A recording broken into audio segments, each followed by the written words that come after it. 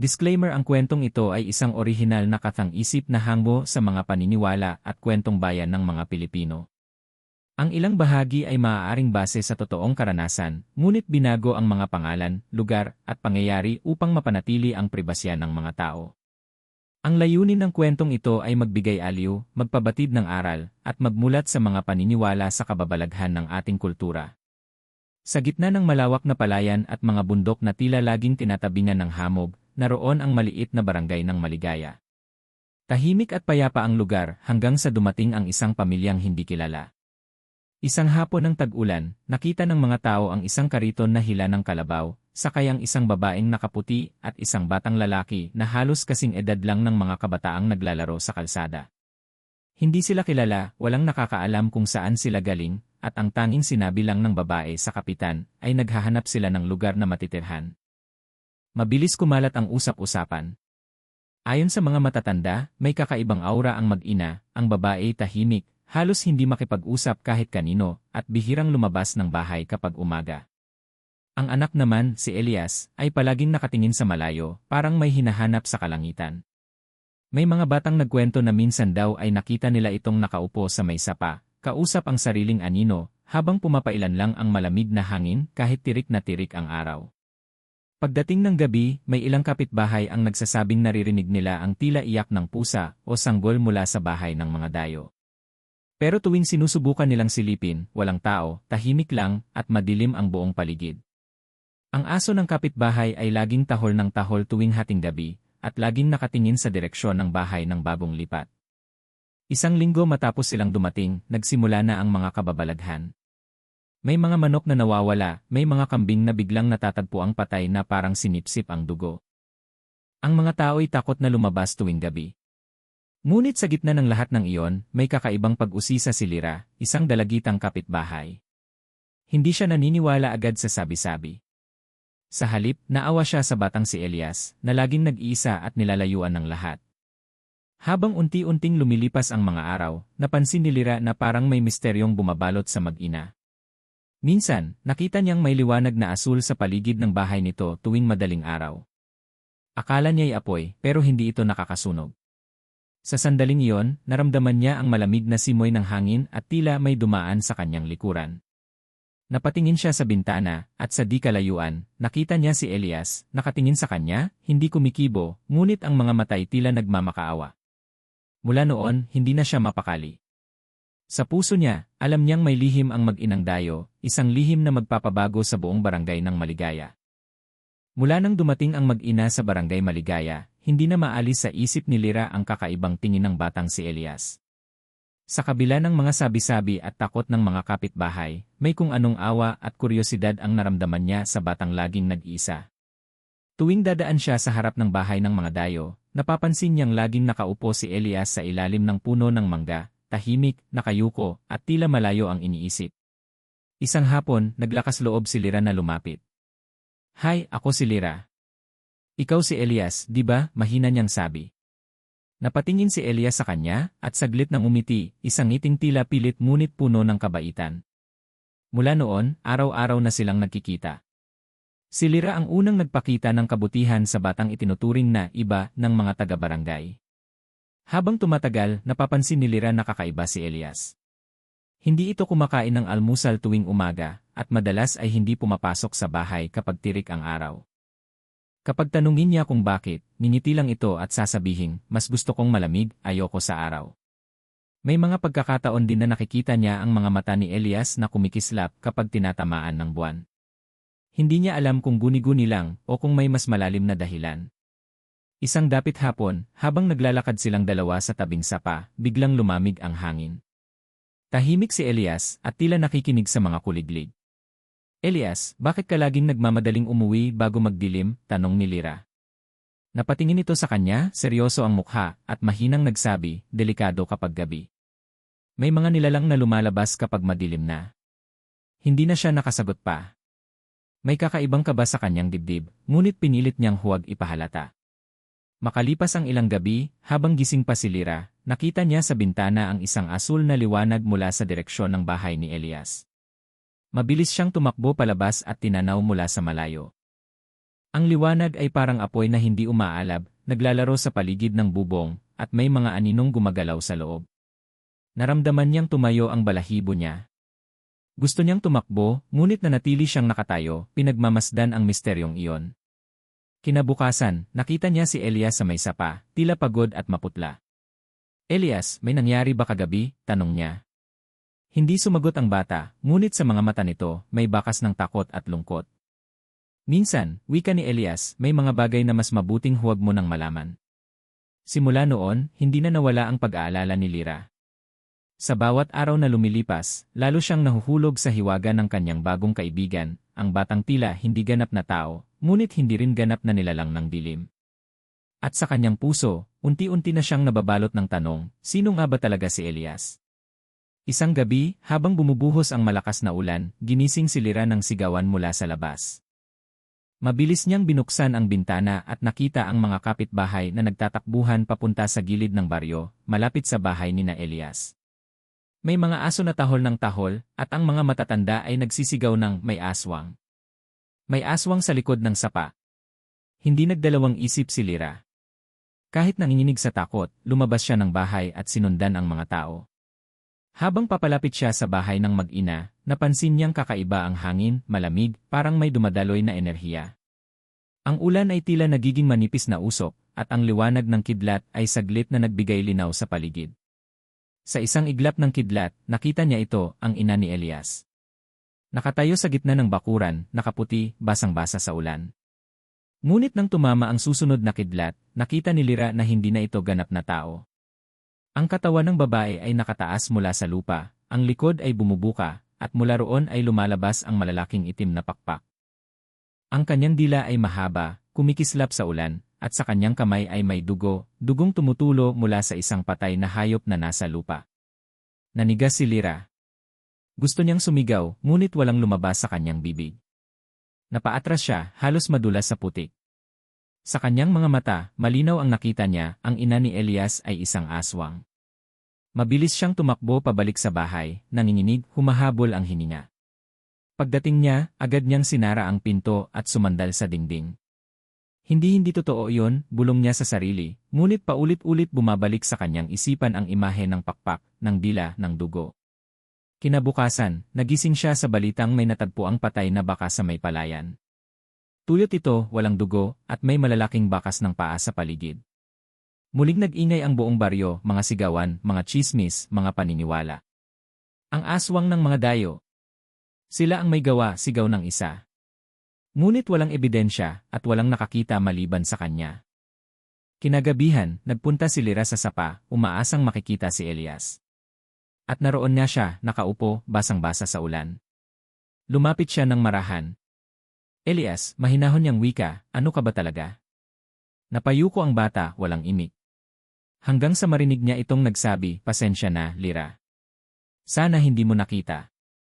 Sa sandaling iyon, bumalot sa paligid ang malakas na hangin. Parang may dumaan na malamig na alon sa katawan ni Lyra. Sa kanyang likuran, naramdaman niya ang presensya ng isang nilalang, at sa salamin ng tubig ng sapa, nakita niya ang refleksyon ng isang babae na may pakpak, nakatingin sa kanila mula sa itaas. Tumakbo siya, ngunit alam niyang huli na. Ang katotohanan ay nagising na. Ang lihim ng pamilyang Dayo ay nabunyag, at sa gabing iyon, nagsimula ang tunay na bangungot ng Barangay Maligaya. Pagkatapos ng gabing iyon, hindi na naging mapanatag si Lyra. Paulit-ulit sa kanyang isipan ang nakita niya, ang pakpak ng ina ni Elias, ang dugo sa kamay nito, at ang malamig na tinig ni Elias na tila puno ng paghingi ng tawad. Hindi na siya makatulog ng maayos, at bawat pagdilat niya sa gabi, pakiramdam niya'y may matang nakamasid mula sa labas ng kanyang bintana. Isang umaga, nagpasya siyang puntahan si Elias. Alam niyang delikado, ngunit kailangan niyang malaman ang katotohanan. Tahimik ang buong bahay ng mag-ina nang dumating siya roon. Ang paligid ay mabigat, parang may humihigop sa hangin. Tinawag niya ang pangalan ni Elias, ngunit walang sumasagot. Nang umikot siya sa likuran, nakita niya itong nakaupo sa ilalim ng puno, yakap-yakap ang kanyang tuhod. Maputla ito at tila umiiyak. "Elias," mahinahon niyang sabi. "Sabihin mo sa akin ang totoo. Sino ka ba? Sino ang nanay mo?" Tumingin sa kanya si Elias, may luha sa mga mata, ngunit bakas din ang takot. Hindi mo dapat nalaman, Lira. Kapag nalaman mo, hindi mo na ako makakalimutan. Ngunit nagpatuloy siya, marahan, parang pinipilit ang bawat salita. Ang nanay ko hindi siya tulad ninyo. Hindi siya ganap na tao.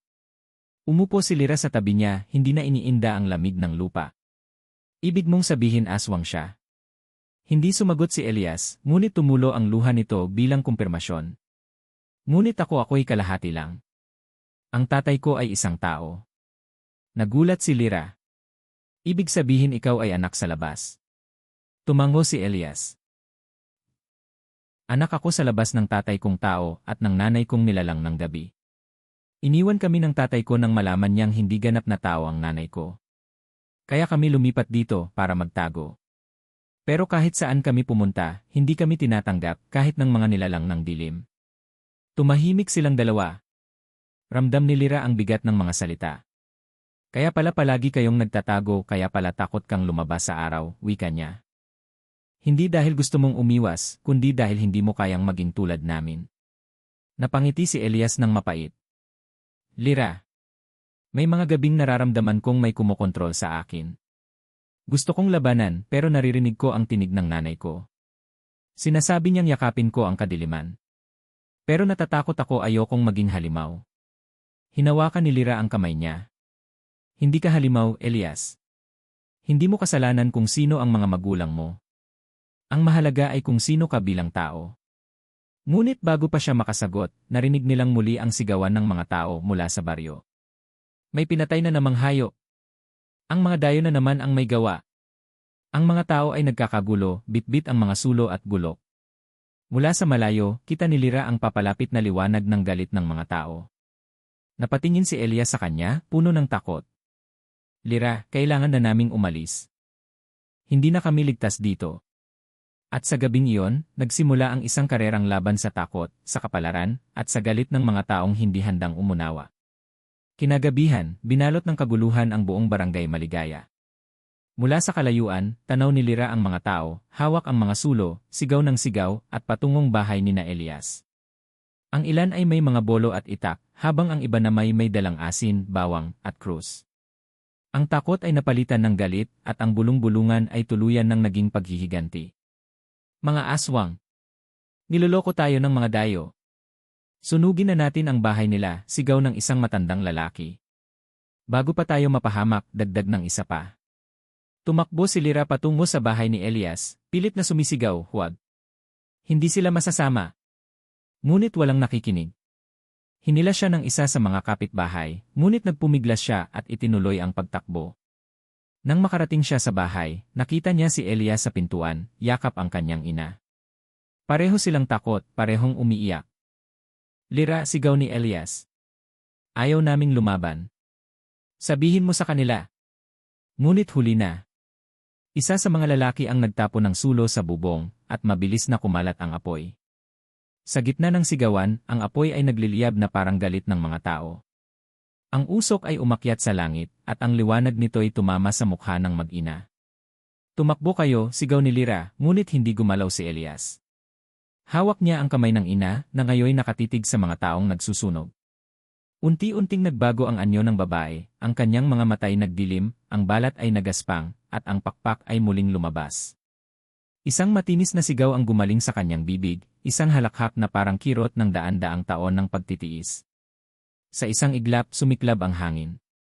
Tumigil ang ulan at ang mga tao'y napaatras. Ang ina ni Elias ay lumipad sa ere, nakapalibot sa kanya ang alon ng hangin na parang buhawi. Itigil niyo ito, sigaw niya, habang ang kanyang tinig ay nanginginig sa galit at sakit. Hindi kami pumapatay ng tao. Hindi kami ang inyong mga kaaway. Ngunit sa halip na makinig, mas lumakas pa ang sigawan ng mga tao. Halimaw! Sinungaling! Aswang! At muli nagtapon sila ng mga sulo. Sa pagkakataong iyon, tumingin si Elias kay Lira, ang kanyang mga mata ay puno ng luha. Hindi ko na siya mapigilan, Lira, bulong niya.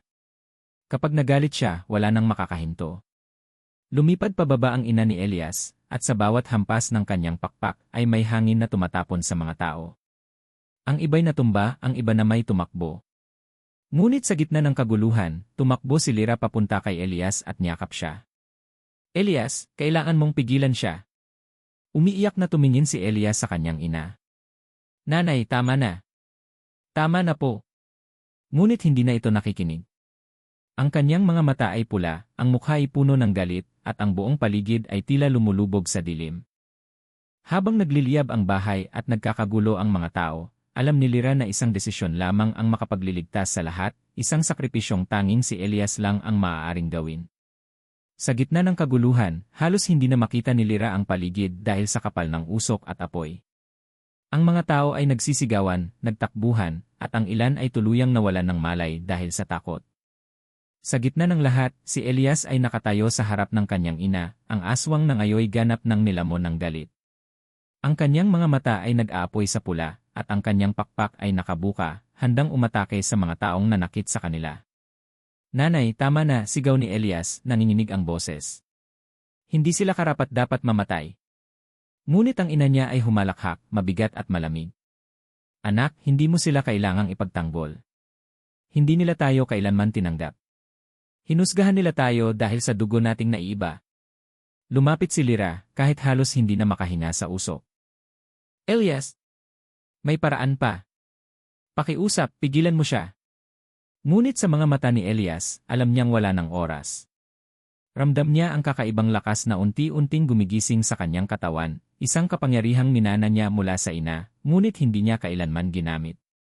Kung ako lang ang makakapigil sa kanya, bulong ni Elias, tumulo ang luha sa kanyang pisngi, gagawin ko. Dahan-dahan niyang lumapit sa ina. Nanay, hindi mo kailangang maging halimaw, sabi niya sa mahinahong tinig. Hindi mo kailangang pumatay para ipagtanggol ako. Hayaan mo na silang mabuhay. Ngunit sumigaw ang ina, hindi mo alam ang sakit, anak. Pinatay nila ang kabuhayan natin, sinunog nila ang tahanan mo. Hindi mo kailangan maghiganti, Nay. Ang paghihiganti hindi magdudulot ng kapayapaan. Sa sandaling iyon, biglang kumidlat sa langit, at ang apoy sa paligid ay tila sumabog. Hinawakan ni Elias ang kamay ng kanyang ina, at sa ilalim ng ulan na unti-unting bumuhos, inusal niya ang isang dasal na itinuro sa kanya ni Lyra, isang panalangin ng pagpapatawad. Sa ngalan ng liwanag at ng dugo ng tao, patawarin mo kami. Nagsimulang lumiwanag ang katawan ni Elias. Ang kanyang balat ay kumikislap parang apoy ng bituin. Nagtaka ang ina at nagtangkang bumitaw, ngunit mahigpit siyang hinawakan ng anak. Anak, huwag, sigaw ng babae, ngunit huli na. Ang liwanag ay pumutok sa pagitan nila, at sa isang iglap, ang paligid ay natabunan ng nakakasilaw na puting liwanag. Nang bumalik ang katahimikan, tanging abo na lamang ang natira sa gitna ng nasunog na lupa. Sa gitna nito ay nakatayo si Lyra, umiiyak, habang hawak ang isang piraso ng pulang tela, ang panyo ni Elias. Wala na ang ina ni Elias, at wala na rin si Elias mismo. Ngunit sa paligid, naramdaman ng mga tao ang kakaibang kalmadong hindi nila maipaliwanag, na parabang ang kasamaan ay tuluyang nawala sa baryo. Lumuhod si Lyra at humawak sa lupa.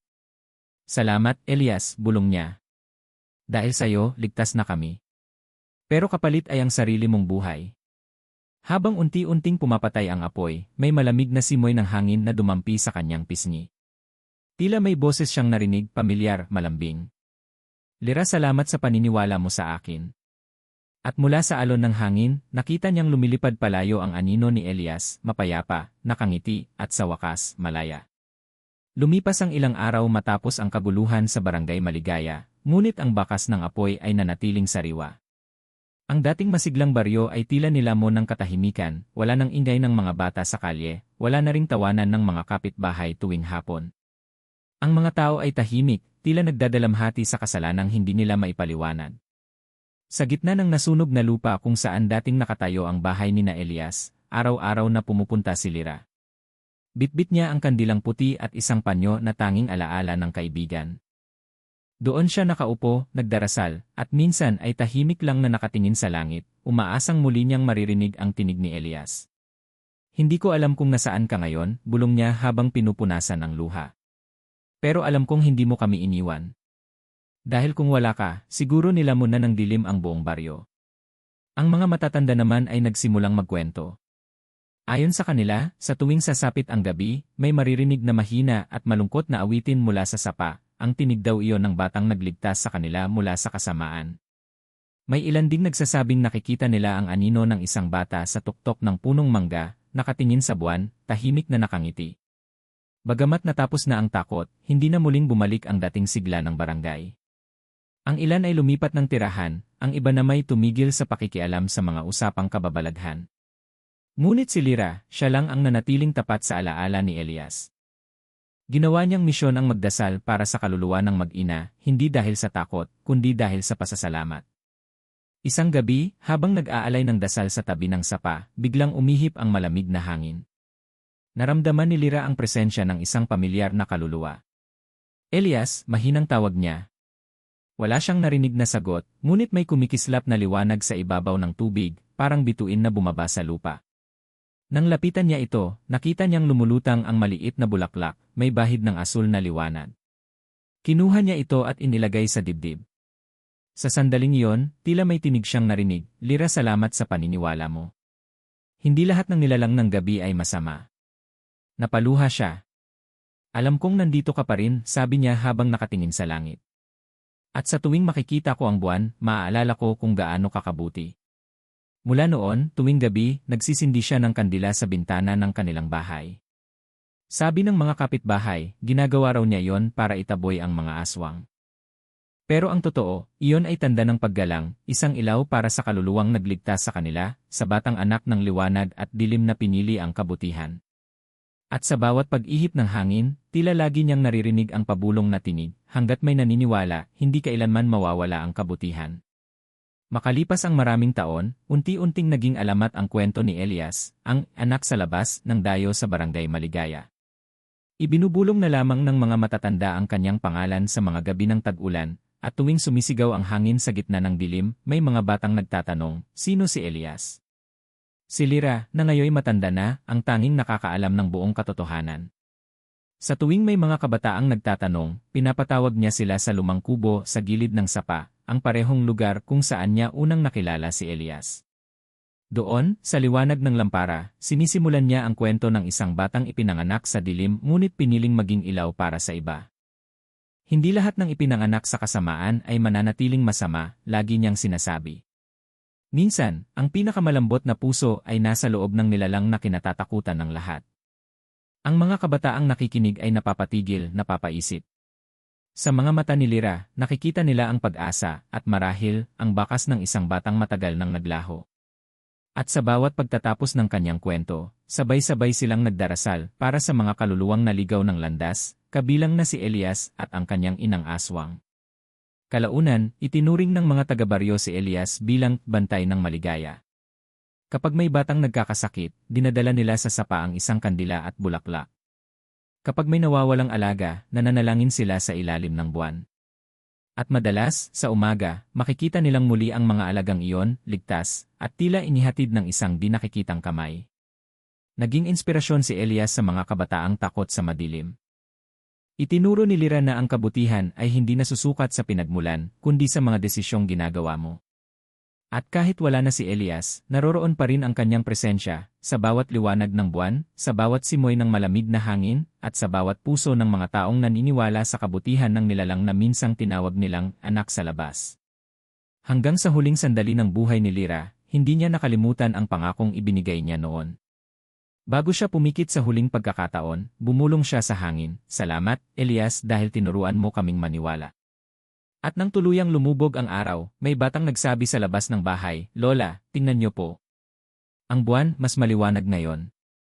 Ngumiti si Lyra, at sa huling hinga, nakita niya ang pamilyar na anyo, isang batang nakangiti, nakasuot ng puting damit, at nagliliwanag ang mga mata. "Lyra, bulong nito, oras na." At sa gabing iyon, dalawang kaluluwang nagtagpo muli, ang batang nilalang ng dilim, at ang dalagang naniwala sa liwanag.